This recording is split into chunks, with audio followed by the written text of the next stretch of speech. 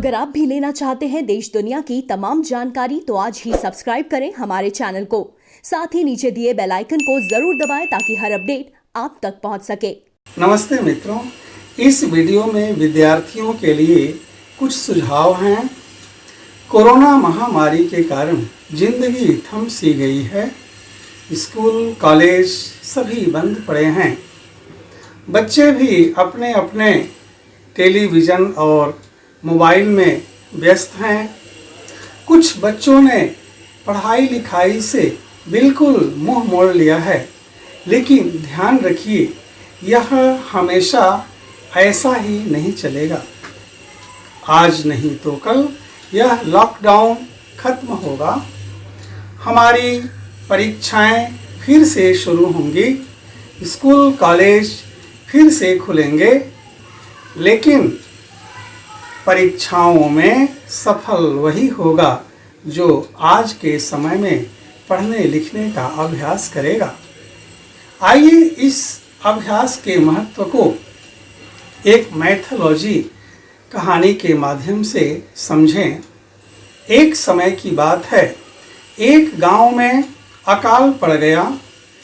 किसान दुखी हो गए, चारों तरफ हाहाकार मच गया।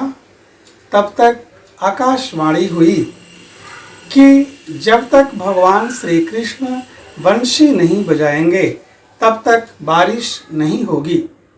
और उन्होंने 12 वर्ष तक बंशी नहीं बजाने की प्रतिज्ञा की है।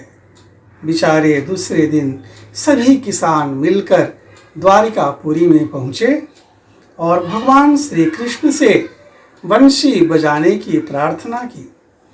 भगवान श्री कृष्ण ने कर्म करने का उपदेश देकर किसानों को वापस लौटा दिया।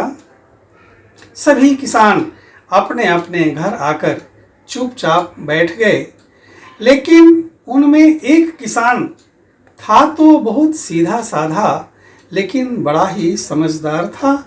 वह प्रतिदिन अपने खेत में जाता, खेत की साफ सफाई करता, यहाँ तक कि खेत में बीज बोने का अभ्यास भी करता। लोग उसकी कड़ी मेहनत देखकर उसका मजाक उड़ाते, उसकी हंसी उड़ाते, तो वह कहता कि भाई, अगर मैं 12 वर्ष तक खेती करने का अभ्यास नहीं करूँगा तो मैं खेती करने की विद्या भूल जाऊँगा, मेरा अभ्यास छूट जाएगा। धीरे धीरे यह बात राधा के कानों तक पहुंची। राधा ने भगवान श्री कृष्ण से कहा, हे प्रभु, आपने जो वंशी नहीं बजाने की प्रतिज्ञा की है वह ठीक नहीं है। आप भी वंशी बजाने की विद्या को, वंशी बजाने की कला को भूल सकते हैं। राधा की बात सुनकर भगवान श्री कृष्ण ने गंभीरता पूर्वक विचार किया। उन्होंने अपनी वंशी उठाई और बजाने लगे। वंशी बजते ही आसमान में काले काले बादल छा गए। देखते ही देखते मूसलाधार बरसात होने लगी। वह किसान जिसने कड़ी मेहनत करके अपने खेत में बीज बोए थे, उसकी फसल लहलहा उठी और उसका घर अनाज से भर गया।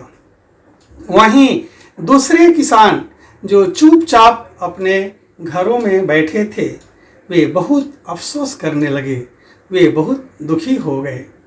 मेरे कहने का अभिप्राय कि इस समय जो विद्यार्थी पढ़ने लिखने का अभ्यास करेगा, वह परीक्षा में सफल होने पर उसी तरह प्रसन्न होगा जैसे कि वह किसान प्रसन्न हुआ था। मित्रों, 1665 में ब्रिटेन में प्लेग फैला हुआ था। लगभग 1/4 आबादी मर गई थी। उसी समय न्यूटन आइजैक्स को भी अपने घर में 1 साल तक अकेले रहना पड़ा था। एक दिन उन्होंने अपने घर की खिड़की से एक सेब को पेड़ से नीचे गिरते हुए देखा।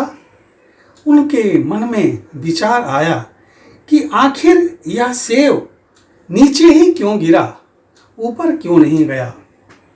मित्रों, एकांत में इंसान का दिल और दिमाग बड़ी तेजी से काम करता है और वहीं से न्यूटन आइजैक्स ने ग्रेविटी अर्थात गुरुत्वाकर्षण की खोज की, जिसने पूरे संसार को बदल दिया। 1929 में कौसानी नाम की जगह पर महात्मा गांधी को किसी कारणवश अकेले रहना पड़ा। उन्होंने अकेलेपन का फायदा उठाते हुए श्रीमद् भगवत गीता पर टीका लिख डाली, जो श्रीमद् भगवत गीता की टीका आज भी पूरी दुनिया का मार्गदर्शन करती है। मित्रों, इसलिए हमें भी इस कोरोना के बुरे समय को, इस कोरोना के कुअवसर को सुअवसर में बदलने की भरपूर कोशिश करनी चाहिए। धन्यवाद।